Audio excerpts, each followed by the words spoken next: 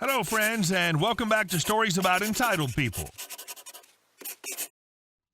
The heroine of our first story turned out to be an evil genius. After a short pause, you'll understand why. But before we begin, don't forget to subscribe to our channel if you're new here, and turn on notifications so you don't miss a new video every single day. Here we go.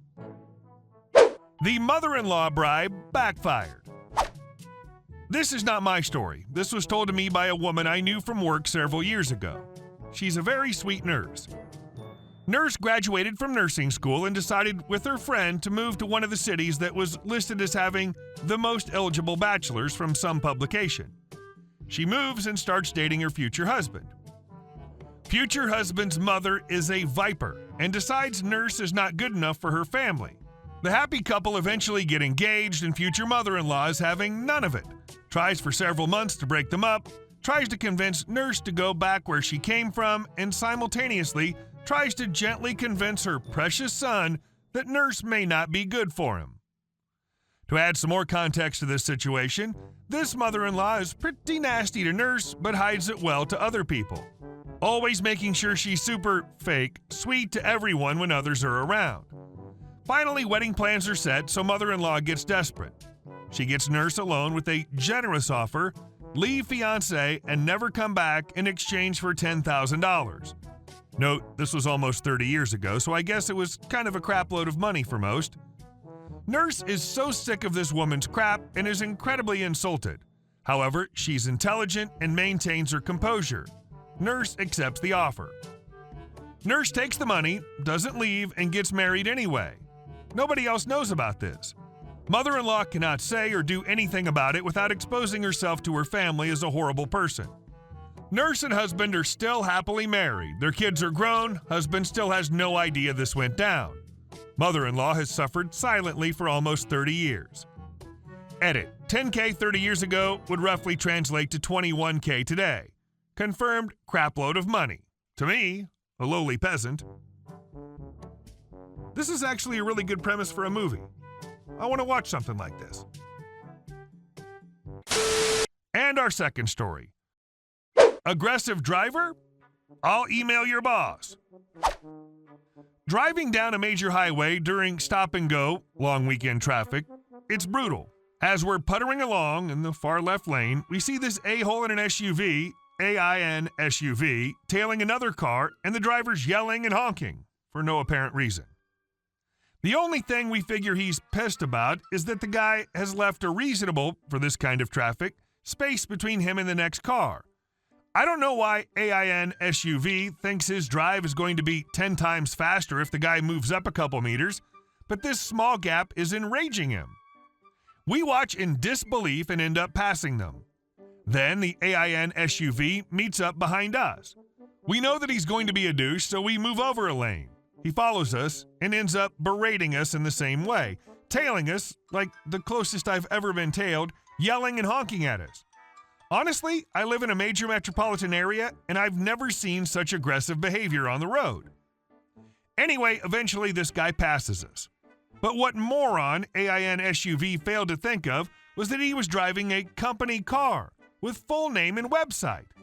Obviously, I took a couple pictures of the license plate and the company info and emailed them to complain about AIN SUV.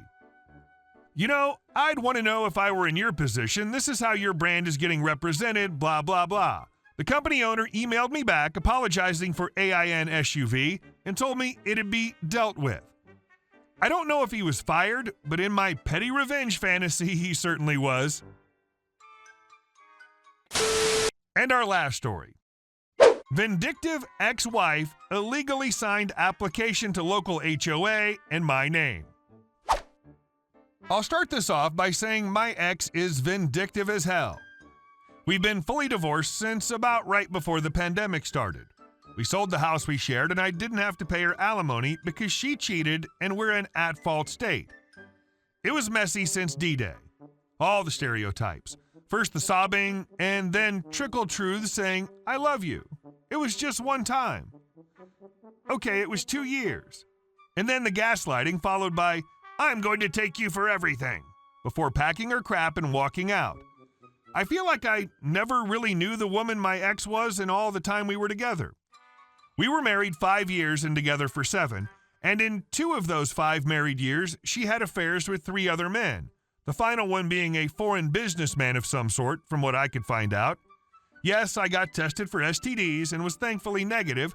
Yes, she got pregnant by the final AP. And no, I didn't sign the birth certificate because I found out about all the affairs before the baby was born thanks to a call from the first AP. My ex tried to go full scorched earth on me, but since we live in and were married in an at-fault state, she lost. We didn't pay equally into our house and the equity was divided 70-30. So I got a pretty good cash payout when I sold our marital home to put as a down payment on a different house closer to my job. It's a bit of a downgrade, but suits a single guy in his 30s like me just fine. My ex did show up to my house once, but I refused to let her in. She complained at me that I'd financially ruined her in the divorce. I said that if she was fully willing to do that to me first, and the B had the audacity to say it should have been my life effed over and not hers. I laughed so hard and said it was karma. She yelled that she'd sue me for what was rightfully hers. I said if she was going to sue me, then to go ahead and sue me. It'd end up the same way in court because she has nothing but a false sob story. She was the cheater, not me. I'm no angel, but I didn't do anything to her, and she was the one who ruined our marriage. She then said she'd tell everyone she could that I abused her. I said I'd sue her for defamation if she did, and I was recording our interaction and had those words saved to my phone. She went wide-eyed and her jaw dropped. The look people are calling the surprised Pikachu face? Then I asked why she was there, if not to just try and make trouble. Because she had a new man in her life that knocked her up. She just huffed at me and said he isn't around much, and she's stuck in a tiny apartment living off his child support until he comes back. It was immature of me, I know, but I did the bit of playing the world's smallest violin. She yelled at me to go F myself, and I yelled back that I'd sooner do that than her anytime. She raged at me, then got in her car to leave. Haven't seen her since. There's an HOA in my neighborhood, but I was not legally obligated to join it because the last owner of my house was not a member. I made sure of that through a real estate lawyer as well. The HOA had no grounds to force me to join and were not happy about it. The HOA president would show up with forms every week for the first month demanding I sign them. Then she threatened to take me to court, to which I had to get a C&D sent to her from my lawyer to make her stop that. So she started harassing me by looking for any infraction she possibly could to report to the city. An inspector came out several times and found nothing wrong. In fact, I offered one of them a burger while grilling, and they graciously accepted. Did I mention the HOA hates barbecues and parties that aren't approved in advance? Well, they do, and I like to grill when the weather's good. And my neighbors actually love me for it because I invite them over.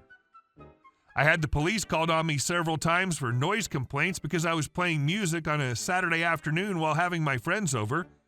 The HOA president I caught trespassing once when she was trying to peer into my windows. I called the police, but she denied ever doing it, so I got cameras. She hasn't trespassed since. But I still got repeated passive-aggressive letters saying my cameras were not an approved addition to my house. Some months ago, I started getting letters for fines in the mail, and when I contacted the HOA, their representative claimed they had it on record that I joined and needed to pay all fees effective immediately.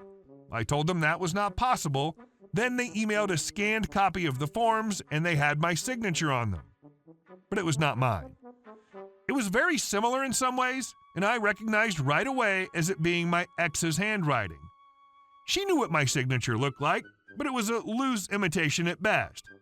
I got in touch with the lawyer right away over the forged signature, and the HOA still demanded to go to court. And it took 7 months before that happened. Meanwhile, they were stacking unpaid fines against me weekly and were threatening to put a lien on my house. We went to court, and the HOA president looked very smug. But my lawyer pointed out how the signature wasn't the same as mine and was very inconsistent in the various forms. I'd never allowed the HOA president in my house, and I'd never requested the forms. The idiot HOA president actually slammed her palm on the table and said it was still binding. But when pressed where the fraudulent signature came from, She admitted my ex-wife called the HOA and they sent her the forms, then got them back in the mail signed. But then she actually claimed she thought I'd signed them. The judge looked at her and asked how a woman I was no longer married to, that never had even lived with me in my current residence, was supposed to have any bearing on whether or not I joined her HOA. She went quiet, and I could see the "oh crap" look on her face as the hamster wheels were turning, and she seemed to finally mentally put the pieces together. My lawyer then counterclaimed that what the HOA did was blatant fraud and legal actions must be taken. And they were. I countersued the HOA for the emotional distress of the harassment I'd gotten since moving in, which I had lots of proof of. That won me about $10,000 after lawyer fees that I decided to put towards my mortgage. The HOA president was removed from her throne. I like to think she was kicking and screaming. She was also slapped with a hefty fine. I've seen her outside a few times, and she always looks at me like I'm the devil. The HOA itself had to pay all of my legal fees too. I wanted to go after my ex for forging my signature, but I can't because not long after she forged my signature on those forms, she apparently left the country to be with her third AP. She's somewhere in Europe from what I can see on the final posts on her Facebook before she disappeared, so I can't do anything against her unless she ever returns to the US. So that was a wash. I'm not getting letters from the HOA anymore though, and the new president has promised to keep things completely cordial from now on. I still don't feel like I got much of a win in this though. Other than the $10,000 payout, it all felt like a huge waste of time. It wasn't a waste. X knows you can bust her butt in court if she ever comes back. You effectively removed her far, far away from you. Totally worth it.